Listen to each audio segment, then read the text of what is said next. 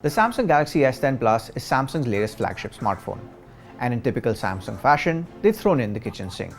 What this means is, it's filled to the brim with features. Some of these are useful like a larger battery, while others are novelties like reversible wireless charging. But the biggest draw is the silicon. For Asia, Europe, Middle East, Africa and India, Samsung has kitted out the S10 Plus with its Exynos SoC and a Mali-G GPU, while those in the US get the Snapdragon 855 with Adreno 640 GPU. We have with us the 8GB version. If you're planning to make use of all the S10 Plus has to offer, you're probably going to be playing your fair share of games. To find out how well it works in terms of real-world performance, we took some of our favorite, more graphically intensive titles for a spin. These include PUBG Mobile, Fortnite, Asphalt 9, and Arena of Valor. If you're serious about gaming on your phone, here's what you need to know about the Samsung Galaxy S10 Plus.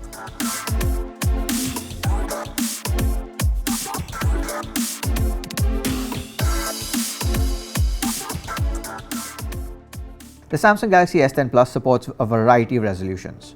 It has a native resolution of 1440 by 3040 pixels, and out of the box, it's downscaled to 1080 by 2280 pixels. You can change this in the settings with the help of a slider to hit its native 1440 by 3040 resolution, or drop it even lower to 720 by 1520 pixels. The lowest resolution makes text appear jagged, and it also lowers details in-game to make for a not so ideal experience.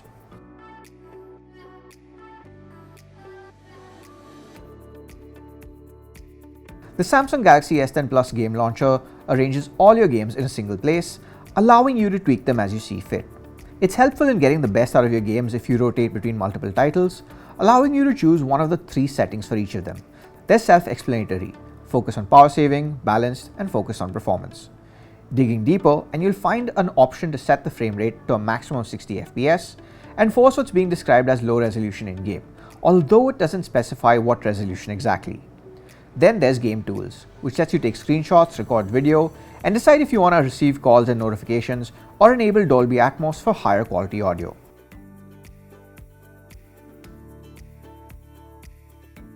First up, we played PUBG Mobile. It defaulted to the high setting with Ultra HD unavailable at the moment. PUBG Mobile gameplay was buttery smooth on the S10 Plus with dense grass, sharp looking structures, and guns aplenty at the native WQHD Plus resolution. Be it busy firefights or running from intense bombardments, the PUBG Mobile frame rate was stable with no slowdown or lag at all. Playing multiple rounds on the Erangel map, the Galaxy S10 Plus had us winning chicken dinners with ease.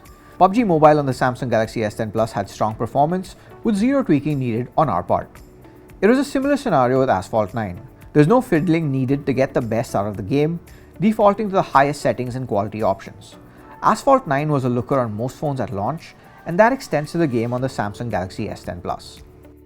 Highly detailed car models with reflections, incidental details like water, dust, and spectacular landscapes like the snow-capped peaks of the Himalayas and the rainy roads of Scotland, all of them benefit from the S10 Plus's higher resolution and Infinity O display that makes lighting and rain in Asphalt 9 look a bit more vibrant than what we're used to seeing. As for PUBG Mobile competitor Fortnite, the S10 Plus performed admirably, though it did require some fiddling with the in-game settings beforehand. The game defaulted to its epic quality preset and capped the frame rate at 30 FPS. While these are par for the course, what's interesting is that it scaled the game's 3D resolution to 75%. What this means is, even if we were playing at 1440 by 3040 by choosing the resolution in the S10 Plus's settings, the game would still output at 1080 by 2280. Hence, to get the best out of it, we had to set the 3D resolution slider in Fortnite all the way up to 100%. Sticking with the epic preset and a 30 FPS cap resulted in smooth and stable gameplay. The powerful internals of the S10 Plus combined with the Infinity O display do justice to Fortnite's colorful locales, guns, and weapons, making them look even better. If you're hankering for a more fluid experience, you could choose the high setting for graphics quality, which allows you to set the frame rate to 60 FPS, but it doesn't look as sharp. It still looks good, mind you, but to us, the higher visual fidelity and capped frame rate simply play better. Regardless of what you choose, tracking down chests, exploring forests, or simply gunning down foes up close or afar was great, and a step up from Fortnite on the Note 9. In fact, we'd go as far as to say that the S10 Plus is possibly the best mobile experience for Fortnite on Android right now. Finally, we tried out Arena of Valor, the mobile equivalent of Dota 2 or League of Legends, with an emphasis on quick responses. The game defaulted to the highest settings, which allowed for detailed textures, particles, and effects, with high frame rate toggled off. Arena of Valor is one of the few smartphone games with a frame rate counter, and with the high frame rate mode toggled on, we saw around 58 to 60 FPS, dropping to 56 FPS in demanding moments with multiple enemies on screen. Needless to say, it's best played with high frame rate mode switched on, making for a superlative experience. In terms of battery drain, we saw around 13% lost after approximately 30 minutes of gameplay while connected to Wi-Fi, and this is fairly consistent across games. This is with Dolby Atmos turned on and off. It barely got warm to touch while indoors or outdoors over hour-long sessions of play. As we mentioned earlier, Game Launcher in the Samsung Galaxy S10 Plus has options to focus on power saving, focus on performance, or balanced. Considering that we didn't need to resort to these options to eke out better performance as we were playing everything maxed out or close to it, we wondered if there was any benefit in terms of power savings. We played both Fortnite and PUBG Mobile at their default settings with the Game Launcher power saving mode option on. Switching it on saw identical results to what we had got without enabling this setting in these games. While the option may work in other titles, it had no impact on either Battle Royale game. What did work, however, was dropping the resolution via the display option in settings. For PUBG Mobile, setting it to 1080 by 2280 on the S10 Plus saw battery life decrease by 8% instead of 13% during a 30-minute match, though it didn't look as sharp. Decreasing the resolution even further to 720 by 1520 had it look blurry in parts, but the battery life excelled even further with a loss of about 6% over the course of a 30-minute game.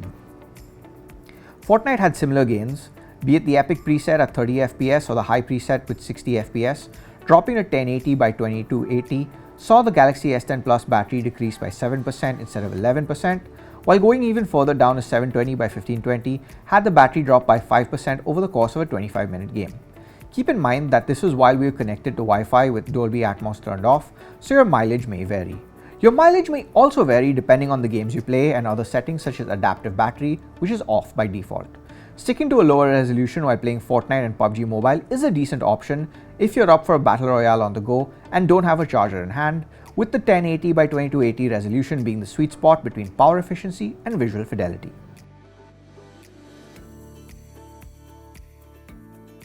The Samsung Galaxy S10 Plus showcased consistently good performance across the games we played. Throw in welcome power saving options such as being able to change the resolution, and you have a worthy mobile gaming contender. With several smartphones using Qualcomm Snapdragon 855 SoC on the way, it will be interesting to see how they stack up to what Samsung has on offer. As it stands, the Samsung Galaxy S10 Plus with its Exynos 9820 SoC is one of the better mobile gaming options on offer right now. Thanks for watching this video, and for all things tech, stay tuned to gadget360.com.